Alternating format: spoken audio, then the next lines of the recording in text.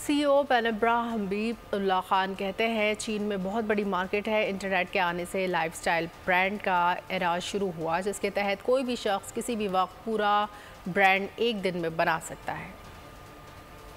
जब इंटरनेट आया ना तो इसकी वजह से एक एबिलिटी आ गई कि आप इंस्टेंट ब्रांड्स बना सकते हैं। अब इंस्टेंट ब्रांड्स क्या होती हैं, आपको चाइना में हर चीज़ का मैन्युफैक्चर मिल जाता है, तो आप डिसाइड करते हैं मैंने ये प्रोडक्ट बनानी है। आपने उसका मैन्युफैक्चर ढूंढा, आपने एक वेबसाइट की बनाई विक्स इस्तेमाल करके, उसके ऊपर आपने स्ट्राइप इस्तेमाल करके पेमेंट देने की एबिलिटी ऐड कर ली और एक दिन के अंदर इस तरह करके ना आपने ब्रांड खड़ी कर दी। तो वो जो सब कल्चर होता है वो सबसे इंपॉर्टेंट चीज़ बनती है, वो सब कल्चर जिसके ऊपर एक ब्रांड खड़ी हो सके।